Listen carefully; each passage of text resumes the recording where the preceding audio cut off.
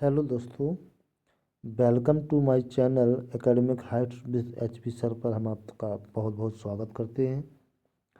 आज हम आपके लिए लेकर आए हैं ईवीएस प्रैक्टिस सेट नंबर 2, जो कि आपका TET, C TET, super TET और जीके जीएस से संबंधित है, जो कि आपके अनेक एग्जामों आल एग्जामों में बहुत ही महत्वपूर्ण साबित होगा। तो चलते हैं सेशन की ओर, सेशन के पहले क्वेश्चन की ओर। सभी लोग सेशन को लाइक, कमेंट, शेयर कर दें और जो भी चैनल पर नए आए हैं प्लीज़ चैनल को सब्सक्राइब कर लें, बेल आइकन को प्रेस कर लें ताकि आपको समय पर नोटिफिकेशन मिलता रहे।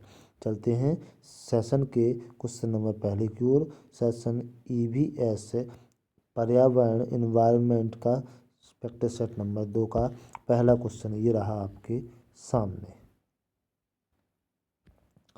क्वेश्चन नंबर 1 के लिए आंसर करेंगे सभी लोग। क्वेश्चन नंबर 1 के लिए आंसर करेंगे। बहुत ही शानदार मोस्ट इम्पोर्टेंट क्वेश्चन की सीरीज आपके सामने लेकर आए हैं। सभी लोग आंसर करेंगे।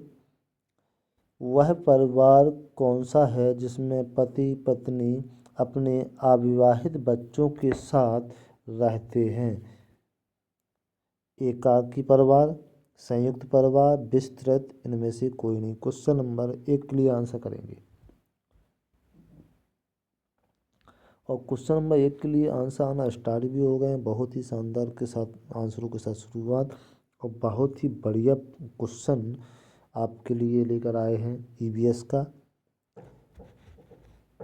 एक परिवार कौन सा है, वह परिवार कौन सा जिसमें पति पत्नी, देखिए जहाँ पति पत्नी अविवाहित बच्चों के साथ रहते हैं, मतलब उनके बच्चों का विवाह नहीं होता है, पति पत्नी और बच्चे रहते हैं, उस परिवार को क्या बोलते हैं? तो वह परिवार होता है आपका एकाकी परिवार।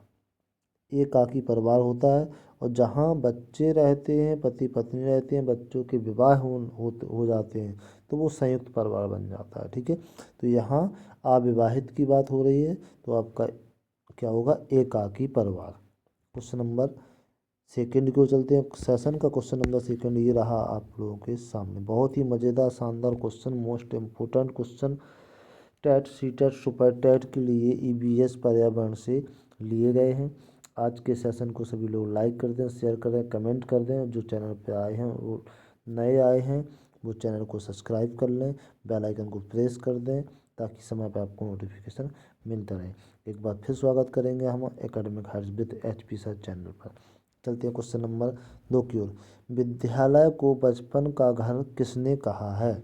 विद्यालय को बचपन का घर किसने कहा है? ऑप्शन देख लें। कमेनियस ने, मोंटेसरी ने, फ्रोबेल ने, रेमांड ने। किसने कहा है?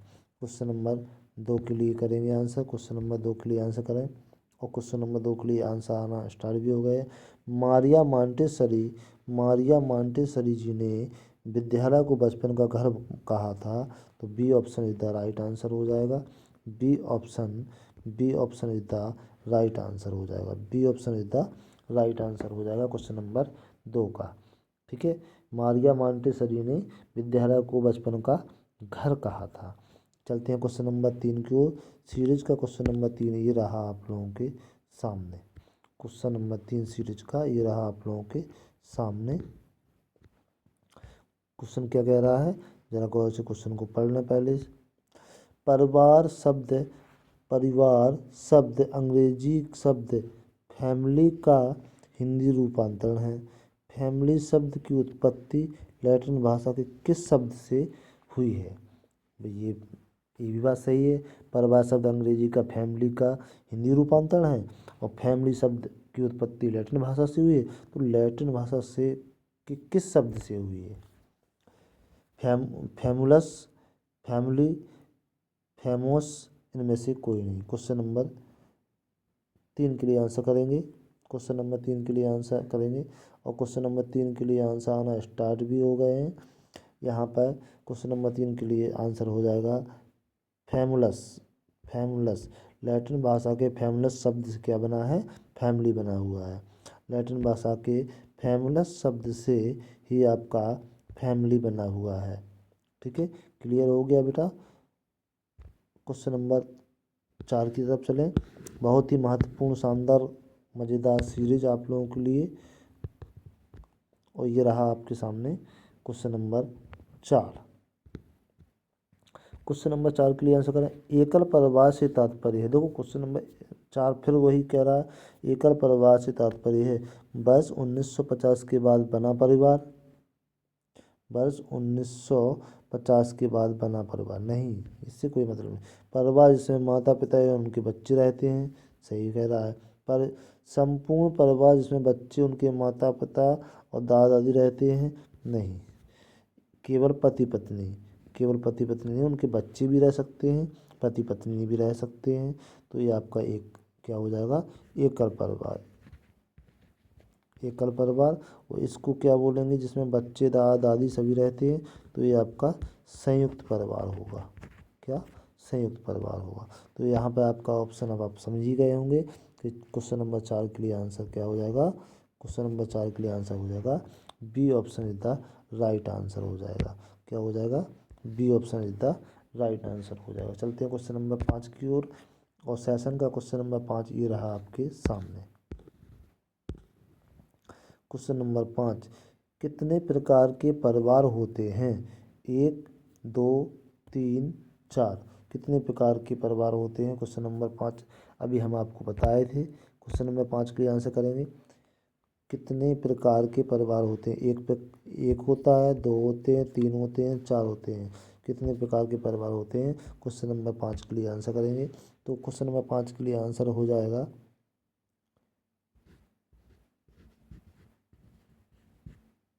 एकल परिवार और संयुक्त परिवार। ये आपका 2 क्या है, एकल परिवार और संयुक्त परिवार। क्वेश्चन नंबर तो क्या हो जाएगा, question number B option is the right answer हो जाएगा। ठीक है, B option is the right answer हो जाएगा। एकल परिवार और संयुक्त परिवार। कितने प्रकार के होते हैं परिवार? 2 प्रकार के होते हैं। क्वेश्चन नंबर 5 के बाद क्वेश्चन नंबर 6 की ओर चलते हैं। क्वेश्चन नंबर 6 ये रहा आप लोगों के सामने सेशन का। प्लीज़ सेशन को लाइक कर दें, शेयर कर दें, कमेंट कर दें, ताकि सभी लोगों को मिल सके। चलिए, परिवार शिक्षा का सर्वोत्तम स्थान और विद्यालय है। परिवार परिवार शिक्षा का परिवार शिक्षा का सर्वोत्तम स्थान और विद्यालय है। यह किसने कहा है? बालक का प्रथम। यह किसने कहा है? बालक का प्रथम परिवार का सर्वोत्तम स्थान और विद्यालय को कहा गया है। परिवार शिक्षा का सर्वोत्तम स्थान है। सुनो, परिवार शिक्षा का सर्वोत्तम स्थान है, बिल्कुल सही है। परिवार शिक्षा का सर्वोत्तम स्थान है, और विद्यालय है। ठीक है, यह किसने कहा? चलो, किसने कहा? क्वेश्चन नंबर 6 के लिए आंसर करेंगे, पेस्टोलॉजी ने, पेस्टोलॉजी, मैजिनी, बोगार्ट्स, कॉम्टे। चलो, क्वेश्चन नंबर 6 के लिए आंसर करेंगे, और क्वेश्चन नंबर 6 के लिए आंसर आ गया है पेस्टोलॉजी, मनोवैज्ञानिक पेस्टोलॉजी द्वारा यह कथन आपका कहा गया था। ठीक है, चलिए क्वेश्चन नंबर 7 की ओर चलते हैं। क्वेश्चन नंबर 7 ये रहा आपके सामने, सीरीज का क्वेश्चन नंबर 7 ये रहा, मात्र सत्तात्मक परिवार कहाँ पाए जाते हैं? सभी जगह, संपूर्ण विश्व में, भारत में असम की खाड़ी और गारो जनजाति में, संपूर्ण मध्य प्रदेश में। क्वेश्चन नंबर 7 के लिए आंसर करेंगे। क्वेश्चन नंबर 7 के लिए आंसर आना स्टार्ट भी हो गए हैं। बहुत ही मोस्ट इम्पोर्टेंट क्वेश्चन कह सकते हैं, और C option is the right answer. Very good. Bharat में असम की खाड़ी और गारो जनजाति में अभी भी जो परिवार हैं वो मात्र सत्तात्मक परिवार हैं। क्वेश्चन नंबर 7 के बाद क्वेश्चन नंबर 8 की ओर चलते हैं, और क्वेश्चन नंबर 8 ये रहा सीरीज का आपके सामने। जीवों के व्यवहार का अध्ययन किया जाता है। जीवों के व्यवहार का अध्ययन किया जाता है किसमें? इटियोलॉजी में, नियोलॉजी, इथोलॉजी, डेमोलॉजी। ये देखो, ये वाला क्वेश्चन आपका टेट यूपी टेट 2013 का आया हुआ क्वेश्चन है। ठीक है, क्वेश्चन आ भी चुका है, मोस्ट इम्पोर्टेंट क्वेश्चन है। तो जीवों के व्यवहार का अध्ययन क्या कहलाता है, यहाँ पर पूछा गया है। तो जीवों के व्यवहार का अध्ययन क्या कहलाता है, इथोलॉजी कहलाता है। क्या कहलाता है, इथोलॉजी कहलाता है। इथोलॉजी कहलाता है, क्या कहलाता है, इथोलॉजी कहलाता है। ठीक है, क्या कहलाता है, इथोलॉजी।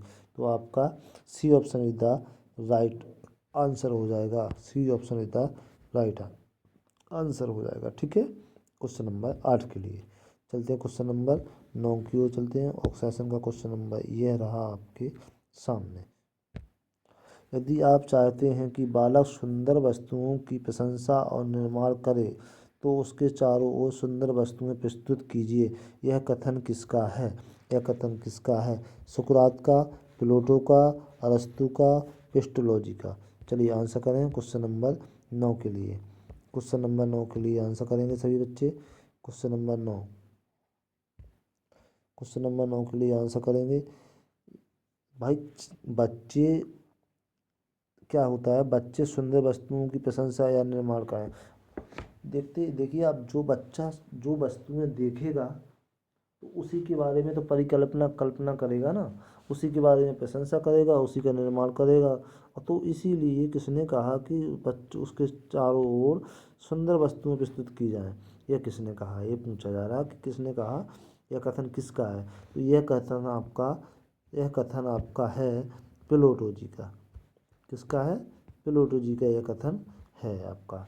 तो आपका B option is the right answer हो जाएगा। क्या हो जाएगा, B option is the right answer हो जाएगा। B option is the right answer हो जाएगा। क्वेश्चन नंबर 9 के लिए B option is the right answer. Plato ji ने कहा था कि यदि आप चाहते हैं कि बालक सुंदर वस्तुओं की प्रशंसा और निर्माण करे तो उसके चारों ओर सुंदर वस्तुएं प्रस्तुत की जाए। चलते हैं क्वेश्चन नंबर 9 के बाद क्वेश्चन नंबर 10 की ओर। श्रृंखला का क्वेश्चन नंबर 10 ये रहा आप लोगों के सामने। सामाजिक जीवन की प्रथम पाठशाला की संज्ञा निम्न में से किसे दी जाती है।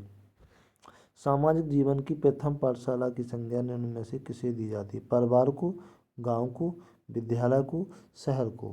क्वेश्चन नंबर 10 के लिए भाई, सामाजिक जीवन की प्रथम पाठशाला कह सकते हैं या बच्चे की प्रथम पाठशाला कहा जाता है ना, माँ होती है। और माँ कहाँ होती है, परिवार में होगी। तो ये आपका यहाँ क्या हो जाएगा, A option is the right answer हो जाएगा क्वेश्चन नंबर 10 के लिए। क्वेश्चन नंबर 10 के लिए ए option is the right answer हो जाएगा। चलते हैं क्वेश्चन नंबर 11 की ओर।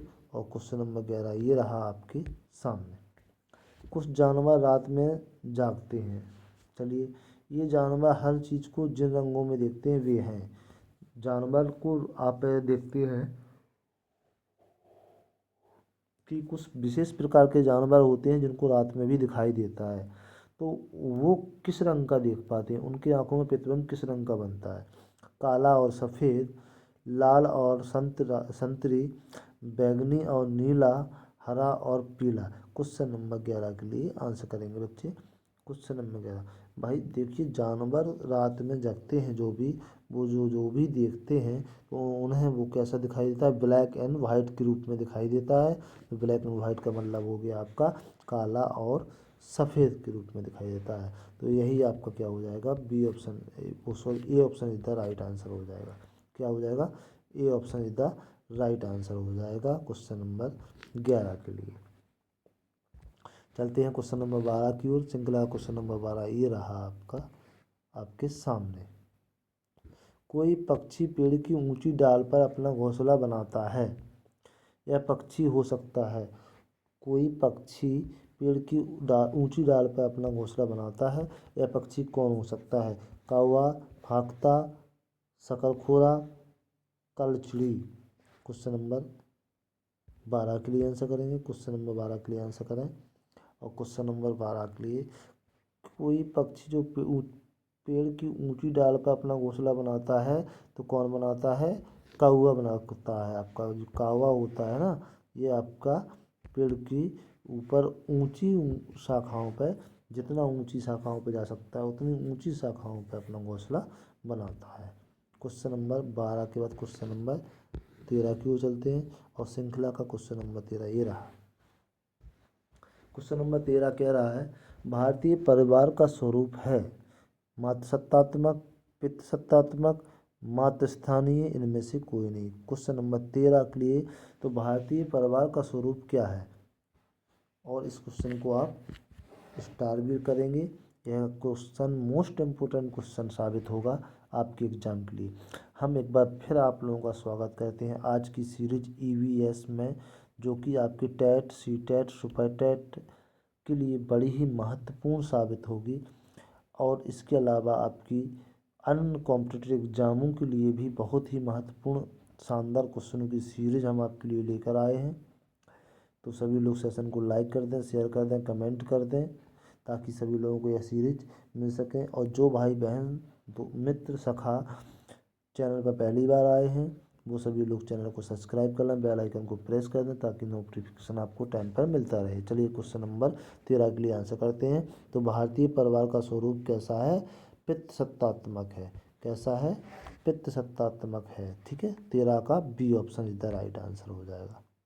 B option is the right answer हो जाएगा। चलते हैं क्वेश्चन नंबर 14 की ओर, और क्वेश्चन नंबर 14 ये है आपके सामने। झूम खेती होती है बिहार में, मेघालय में, तमिलनाडु में, केरल में। ये देख लीजिएगा, क्वेश्चन 2013 वो टेट में आया हुआ क्वेश्चन है। ठीक है, झूम खेती होती है बिहार में, मेघालय में, तमिलनाडु में, केरल में। कहाँ पे होती है, क्वेश्चन नंबर 14 के लिए आंसर करेंगे, और निश्चित रूप से आंसर बिल्कुल सही आया है आप लोगों का। क्वेश्चन नंबर 14 के लिए आपका मेघालय में झूम खेती होती है। झूम खेती क्या, झूम खेती क्या होती है, तराई वाले पहाड़ी इलाकों में क्यारी के रूप में कुछ ऐसी जगह बना दी जाती हैं सीढ़ीनुमा, जिस पे आप क्या है, खेती की जाती है, झूम खेती कहलाती है। चलिए क्वेश्चन नंबर 14 के बाद क्वेश्चन नंबर 15 की चलते हैं। और क्वेश्चन नंबर 15 ये रहा आपके सामने। किसके नेतृत्व में चिपकू आंदोलन को बल मिला। किसके नेतृत्व में चिपकू आंदोलन को बल मिला। A.K. बनर्जी, सुंदरलाल बहुगुणा, अमृता देवी बिश्नोई, मेघा पाटकर। यहाँ बल की बात की गई है, तो किस आंदोलन को शुरुआत की बात करते हैं तो अमृता देवी बिश्नोई ने सहयोग किया, शुरुआत की थी। लेकिन सबसे ज़्यादा बल जो दिया गया था वो सुंदरलाल बहुगुणा द्वारा दिया गया था। किसके द्वारा, सुंदरलाल बहुगुणा द्वारा दिया गया था। तो आपका B option is the right answer हो जाएगा। B option is the right answer हो जाएगा, सुंदरलाल बहुगुणा द्वारा। क्वेश्चन नंबर 16 की ओर चलते हैं। सेशन का क्वेश्चन नंबर 16 ये रहा आपके सामने। विश्व वन्य जीव कोष प्रकृति का मुख्यालय कहाँ है। विश्व वन्य जीव कोष प्रकृति का मुख्यालय कहाँ स्थित है। नई दिल्ली, देहरादून, लखनऊ, जयपुर। कहाँ पर है बच्चे, आंसर करेंगे सभी लोग क्वेश्चन नंबर 16 के लिए। और क्वेश्चन नंबर 16 के लिए आंसर आना स्टार्ट भी हो गए। बहुत ही बढ़िया मोस्ट इम्पोर्टेंट क्वेश्चन है, GK GK most important question है आपका, इसको स्टार कर लें। और ये आपका जीके, जीएस, ईवीएस का क्वेश्चन है, आपके अनेक कॉम्पिटिटिव ऑल कॉम्पिटिटिव एग्जाम की दृष्टि से बड़ा ही महत्वपूर्ण क्वेश्चन है। तो यह आपका ए option is the right answer हो जाएगा। नई दिल्ली, बिल्कुल सही आंसर दिया आप लोगों ने। ये क्या होगा, नई दिल्ली होगा। ठीक है, बहुत ही बढ़िया आंसर दिया आप लोगों ने। क्वेश्चन नंबर 16 वॉइस आ रही है सभी लोगों को, क्लियर करेंगे। चलिए क्वेश्चन नंबर 17 की ओर चलेंगे। क्वेश्चन नंबर 17 सेशन का ये रहा आप लोगों के सामने।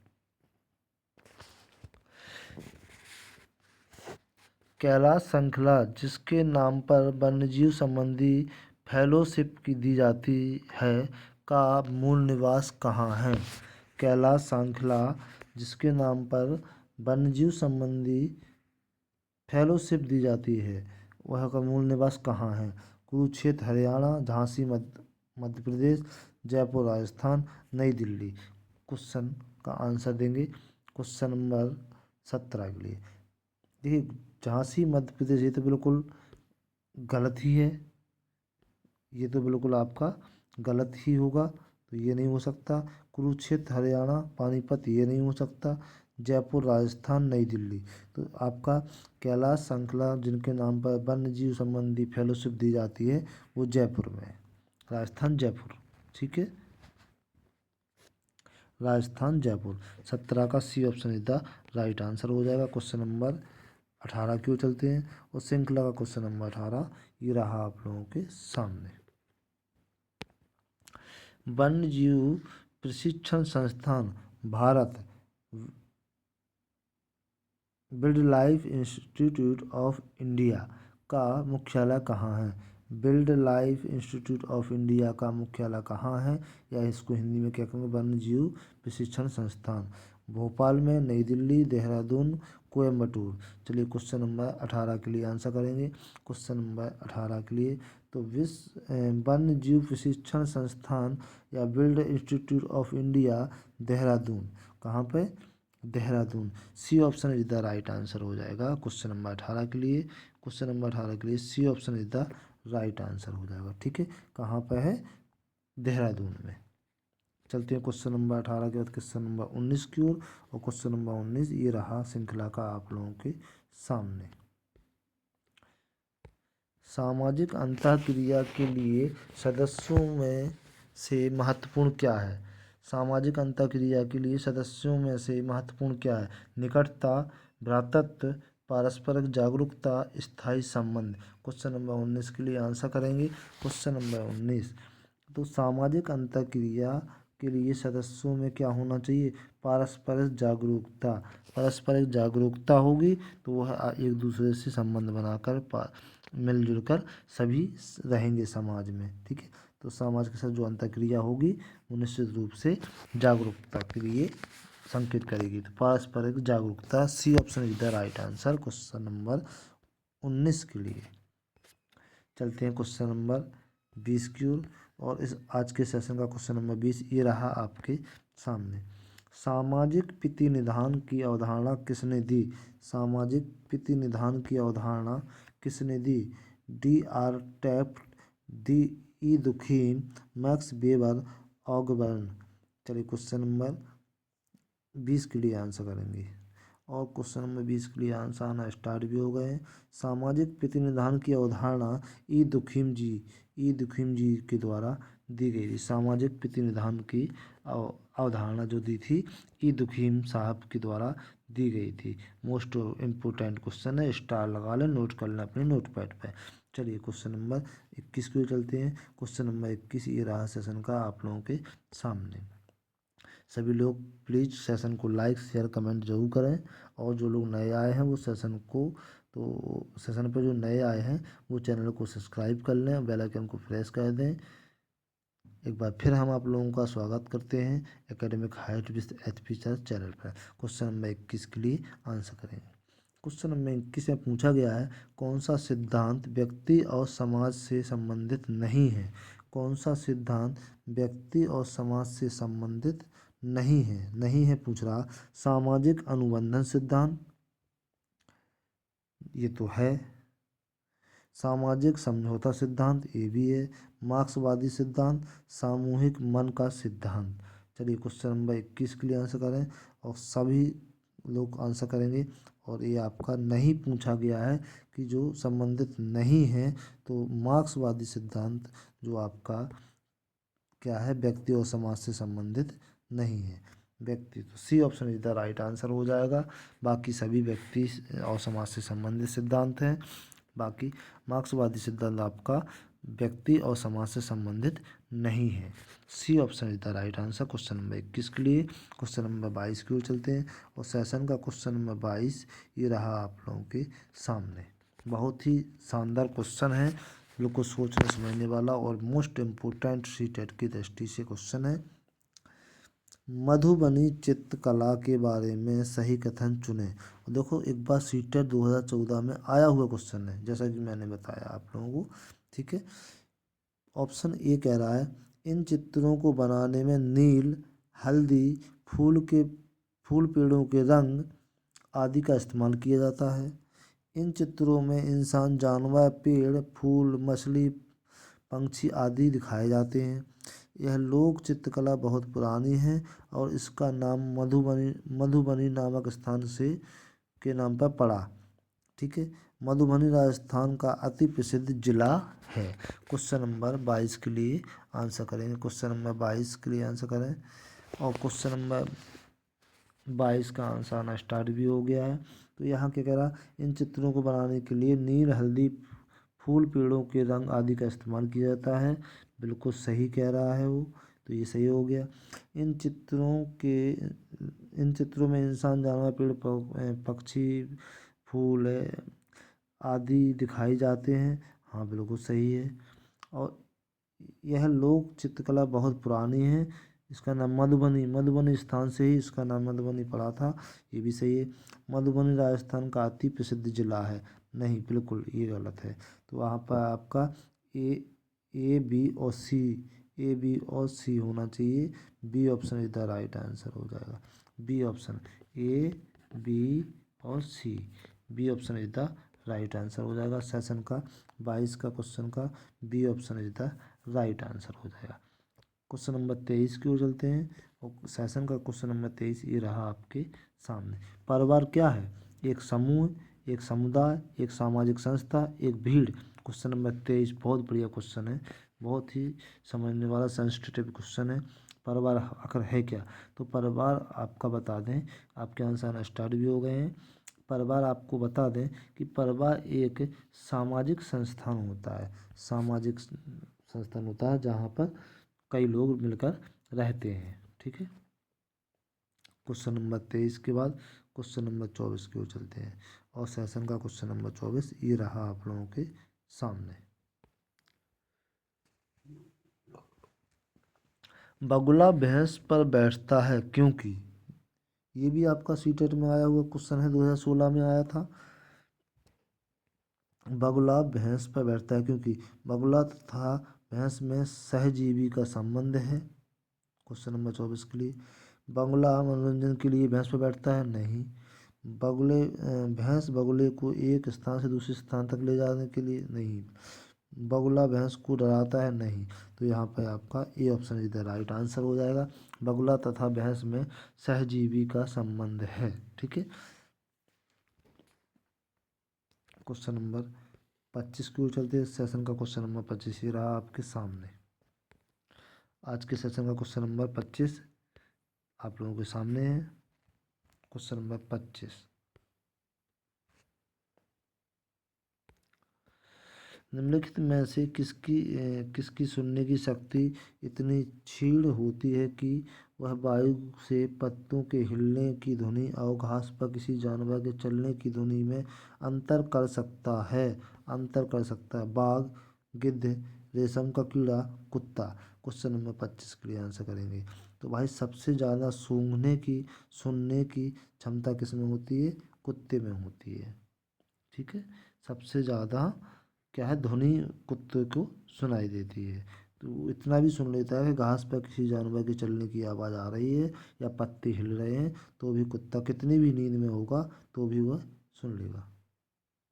चलिए क्वेश्चन नंबर 26 की ओर चलते हैं। सेशन का क्वेश्चन नंबर 26 ये रहा आप लोगों के सामने। मानव विकास के क्रम में दो पैरों पर चलने का सबसे बड़ा लाभ, सही को अच्छी प्रकार आधार देना, सही का भार कम होना, हाथ स्वतंत्र रूप से मस्तिष्क की आज्ञा अनुसार कार्य कर सकते हैं, अधिक तेज चलना। क्वेश्चन नंबर 26 जैसा कि आपको सामने ही दिख गया होगा, बहुत ही शानदार आंसर है। हाथ स्वतंत्र रूप से मस्तिष्क की आज्ञा अनुसार काम करने के लिए काम कर सकते हैं। इसलिए क्या होता है, मानव विकास में दो पैरों पर चलना होता है और हाथों को फ्री करना होता है। चलते हैं क्वेश्चन नंबर 27 की। सेशन का क्वेश्चन नंबर 27 ये रहा आपके सामने। सभी लोग सेशन को लाइक, कमेंट, शेयर जरूर कर दें बेटा। आप लोगों के कमेंट से ही हम ऊर्जावान होते हैं और निश्चित तौर पे यहाँ से आप लोगों के क्वेश्चन हर एग्जाम में फंसेंगे निश्चित तौर पर, ये हमारा अनुमानित है। रात में जागने वाले जानवर हर चीज़ को कैसे देखते हैं? केवल लाल रंग में देख सकते हैं, कि हर रंग में देख सकते हैं, केवल काली और सफ़ेद ही देख सकते हैं, केवल है। तो यहाँ पे आपको हम क्वेश्चन नंबर 27 के लिए पहले ही बता चुके हैं कि जब भी कोई जानवर रात में अगर वो देख सकता है तो वो क्या देखेगा, ब्लैक एंड वाइट देखेगा, केवल काली और सफ़ेद ही देख सकता है। चलते हैं क्वेश्चन नंबर 27 का आपका हो गया C option is the right answer हो जाएगा। चलते क्वेश्चन नंबर 28 की ओर, और क्वेश्चन नंबर 28 ये रहा आप लोगों के सामने। पक्षी अपनी गर्दन बहुत तेज हिलाते हैं, इसका उदाहरण है कि उसके कान पंखों से ढके होते हैं, उड़ सकते हैं। पक्षियों की आंखों की पुतली घूम नहीं सकती, पक्षियों की आंखें छोटी होती हैं। क्वेश्चन नंबर 28 के लिए आंसर करें। क्वेश्चन नंबर 28 के लिए आंसर करेंगे, और ये रहा क्वेश्चन नंबर 28 आपके सामने। आंसर आना स्टार्ट भी हो गया। बहुत ही शानदार आंसर आप लोगों के द्वारा आ रहे हैं। पक्षियों की आंखों की पुतली घूम नहीं सकती, पुतली घूम नहीं सकती, इसलिए वह अपनी गर्दन को इधर उधर हिलाकर देखता है। क्लियर हो गया। क्वेश्चन नंबर 28 का C option is the right answer हो जाएगा। चलते हैं क्वेश्चन नंबर 29 की ओर, और सेशन का क्वेश्चन नंबर 29 ये रहा। घास में किस प्रकार की जड़ रूट पाई जाती है? Tap root, fibrous root, lateral root, modified root. चलिए क्वेश्चन नंबर 29 के लिए आंसर करेंगे, और क्वेश्चन नंबर 29 के लिए बहुत ही शानदार आंसर आना चाहिए, और आना स्टार्ट भी हो गए हैं। सभी लोग चैनल पर जुड़े रहने के लिए हम एक बार फिर आप सभी लोगों का तहे दिल पर स्वागत करते हैं, हार्दिक अभिनंदन करते हैं, स्वागत करते हैं academic Heights with HP sir channel पर। सभी लोग सेशन को लाइक कर दें, कमेंट करें, शेयर करते हैं। जो लोग चैनल पर नए आए हैं चैनल को सब्सक्राइब कर लें, बेल आइकन को प्रेस कर दें ताकि आपको टाइम पर नोटिफिकेशन मिलता रहे। घास में किस प्रकार की जड़ रूट पाई जाती हैं? तो fibrous root, fibrous root B option is the right answer हो जाएगा। Fibrous root B option is the right answer हो जाएगा, फाइब्रेट रूट्स। ठीक है, 29 का बी ऑप्शन, 29 का B option is the right answer हो जाएगा। चलिए बच्चे क्वेश्चन नंबर 30 की ओर चलते हैं, और सेशन का यह लास्ट क्वेश्चन आप लोगों के सामने है। किस राष्ट्रीय उद्यान को पूर्व में ही हेली राष्ट्रीय उद्यान, पूर्व में ही क्या, हेली, पूर्व में ही हेली राष्ट्रीय उद्यान कहा जाता था, कहा जाता था? जिम कॉर्बेट राष्ट्रीय उद्यान, राजाजी राष्ट्रीय उद्यान, दुधवा राष्ट्रीय उद्यान, इनमें से कोई नहीं। क्वेश्चन नंबर 30 के लिए आंसर करेंगे सभी लोग। और आपको बता दें हेली राष्ट्रीय उद्यान किस को कहा जाता था पहले, तो जिम कॉर्बेट राष्ट्रीय उद्यान का पूर्व नाम हेली राष्ट्रीय उद्यान है। इसी को ही हम क्या बोलते थे, हेली राष्ट्रीय उद्यान, जिम कॉर्बेट राष्ट्रीय उद्यान। तो क्वेश्चन 30 का ए option is the right answer. यहाँ आज हमने EVS के EVS या पर्यावरण इन्वायरमेंट प्रैक्टिस सेट 2 कंप्लीट किया, जिसमें हमने 30 क्वेश्चन पूर्णतः कंप्लीट किए हैं, जो कि आपके टेट, CTET, सुपर टेट, अन्य एग्जाम, कॉम्पिटिटिव एग्जाम के लिए अति महत्वपूर्ण साबित होंगे। तो सभी लोग चैनल पर जुड़े रहें। फिर मिलेंगे एक नए वीडियो के साथ। तब तक के लिए सब लोग पढ़ते रहें, मस्त रहें, स्वस्थ रहें, खाते रहें, पीते रहें। ठीक है, और चैनल को सब्सक्राइब कर लें, बेल आइकन को प्रेस कर दें, सेशन को लाइक कमेंट शेयर जरूर करें। ठीक है, तब तक के लिए अगले वीडियो, फिर मिलेंगे अगले वीडियो में एक नई सीरीज के साथ। धन्यवाद, टाटा, बाय बाय, जय हिंद, जय भारत।